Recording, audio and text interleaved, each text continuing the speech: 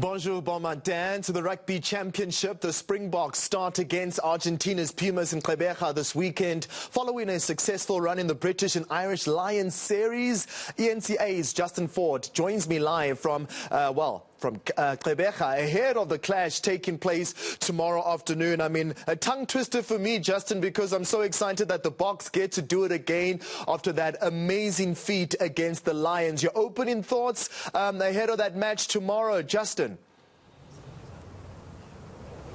Yeah, good morning, Arthur. From what was a sunny Gqeberha to now a drizzly Gqeberha, but be that as it may, the Springboks are here, as well as the Argentinians, the Pumas. An exciting encounter is expected, a very physical encounter. I know we said that ahead of the British and Irish Lions Test series, but the Argentinians really are going to come here and fight hard, and hopefully they can, just win that opening encounter of the Rugby Championship. But the reason why we are here, we are at the Grey High School, the former high school of Springbok captain Siya Kolisi, and I'm joined by Fenna Barnard, who is the master in charge of rugby at Grey High School. Fenna, thank you very much for your time and just waiting for us.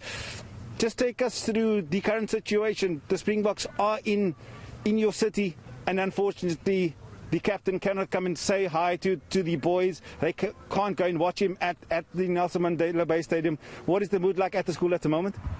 Well, I think everyone's a bit excited. We actually return to play ourselves tomorrow, a bit of inter-house tens to get the guys up to speed as part of their return to play protocol. So there's rugby fever. Staff is quite excited to watch the game together after our program tomorrow afternoon. And yes, the boys are excited as well. A lot of buzz about it. I mean, we are world champions and beat the British and Irish Lions again for the second time in 12 years. So a lot of excitement about the test tomorrow.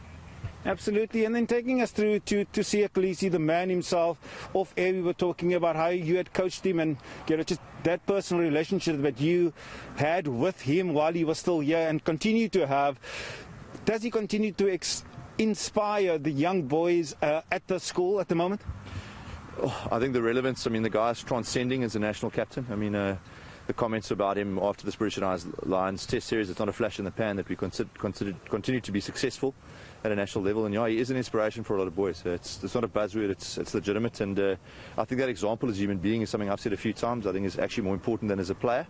And when we do get to interact with the big man, he is the same person he was when he left here in 2009. And it's always lovely to interact with him and catch up. And he's that same person every single time I talk to him. Having watched his journey, as you said, leaving the school to go on to higher honours. From a playing perspective, we understand the man that he is off the field. From a playing perspective, how strong is he getting, in your opinion? Well, I mentioned off air a couple of comments by some British journalists yesterday about him and the racial dynamic of our team, etc.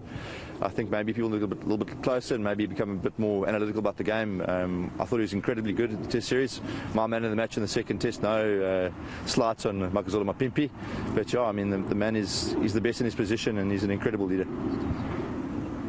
What has Siya Kolisi done for rugby in East London, in the Eastern Cape, in Gqeberha? Has it really shown the interest being increased by the presence that he holds within that Springbok team? That's quite hard for me to say, but I think it does possibly show our leadership and our sports administrators that more work is needed to be done. For every Siya Kolisi, Sabu Nkosi, Makazole Mapimpi, Lukanyo there are 10, 15 guys who haven't made it, and maybe it is time to get a bit more real about development, not be a buzzword, not be empty promises and empty actions, and actually give the children in our community a bit more of a chance. We do pride ourselves in our outreach and our attempts at bursaries, and something we're thinking about trying to buck up in the next couple of years as well. But there are players out there. We need to make sure these kids have opportunities, because it's bigger than sport. It's about self-confidence and growth and development, and we need to make it happen. Fantastic. We are positioned on one of the cricket fields at Grey High School. We understand that the rugby pitch is just on the other side. Thoughts on potentially naming that pitch the Siya Kolisi first team rugby pitch? Really above my pay grade, but watch the space. That's good to hear. Just your overall opinion, how do you see the Boks going up against the Pumas this weekend, or at least this weekend as well as next weekend?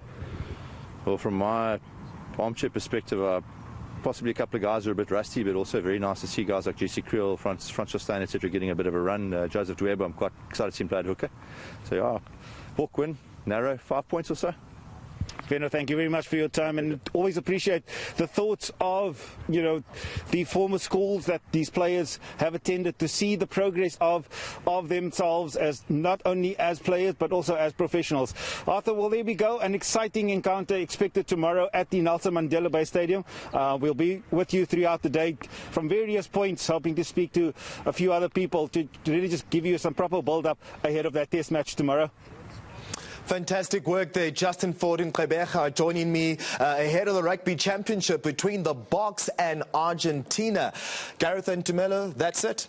All right, good luck to the Boks for this weekend. Yeah, thank you so much, Arthur, for that sports update. Let's look at